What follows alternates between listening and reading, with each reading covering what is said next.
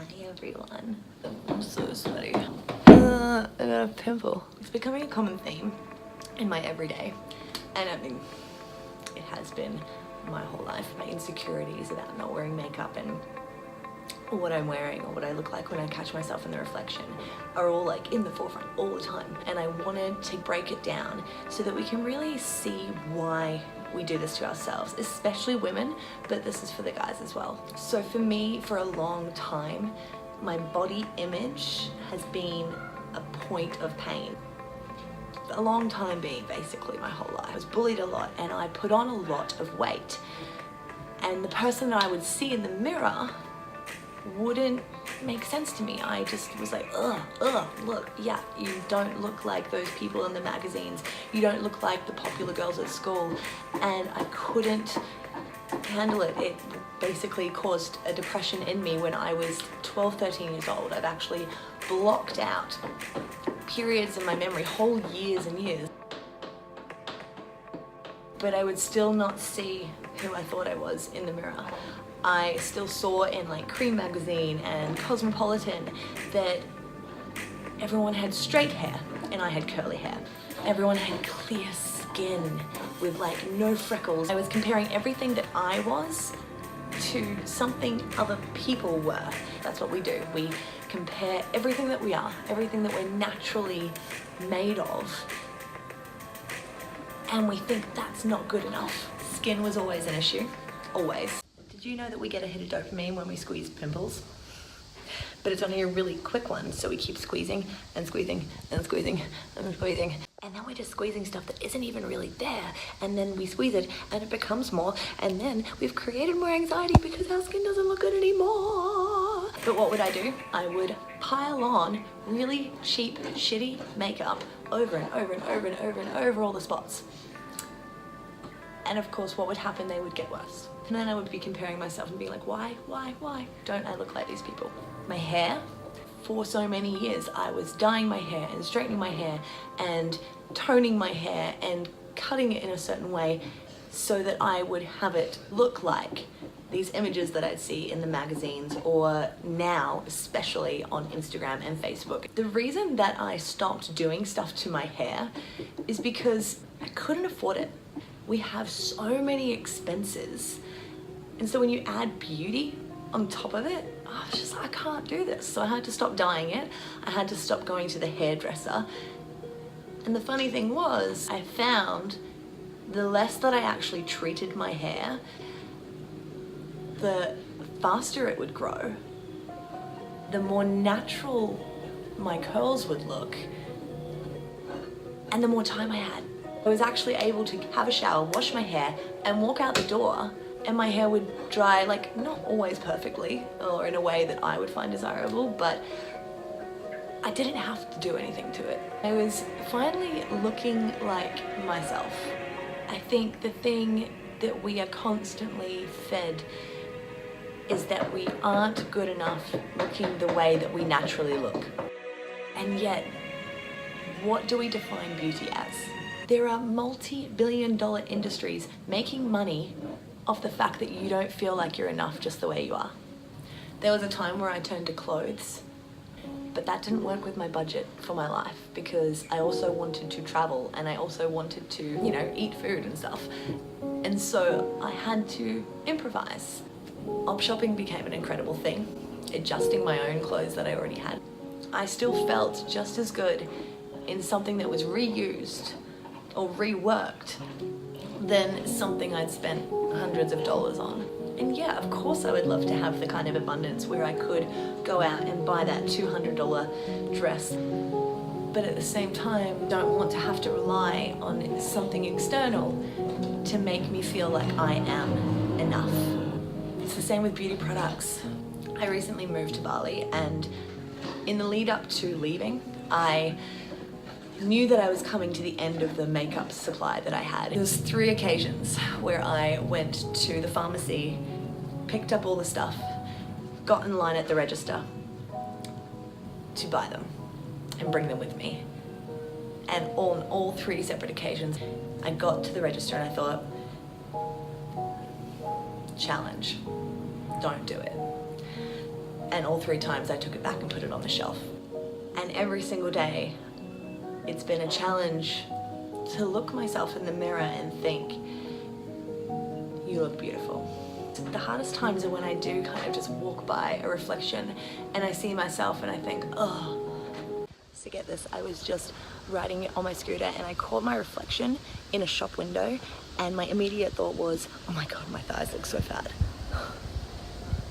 I look fucking beautiful.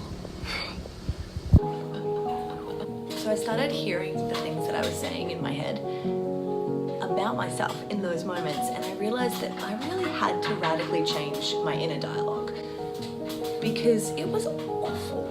The things that I was saying about myself when I'd see my reflection were awful, and yet it might just be that that particular day was the day after I decided to eat a bit of bread or have a beer.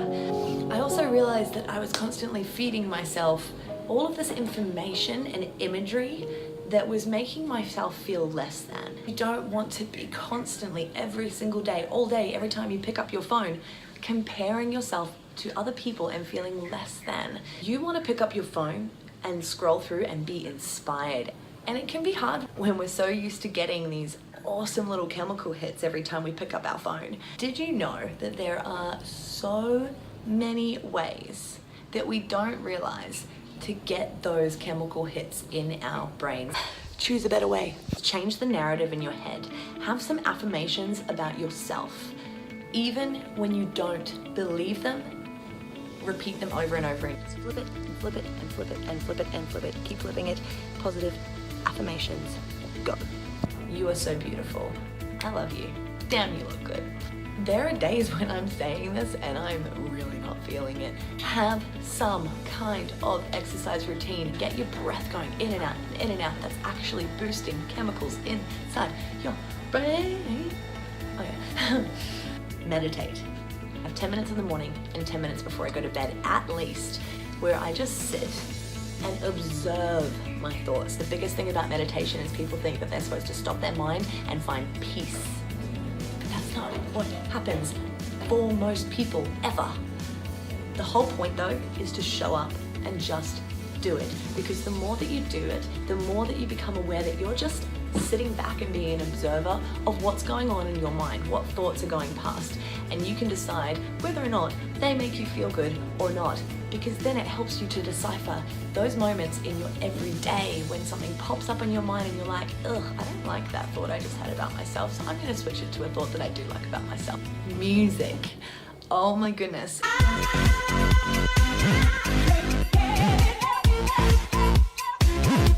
It is one of the greatest gifts we have in this world. Hugs. Did you know how many chemicals are released both in yourself and the other person when you hug them? And I'm not talking about one of these lame little hugs. Like, get in there. Like, seriously, like, you know, like one of those kind of hugs. Compliment people. It's so incredible, and it's just spreading more love and kindness in the world, which obviously we need more of because we're all feeling like we're not enough as we are.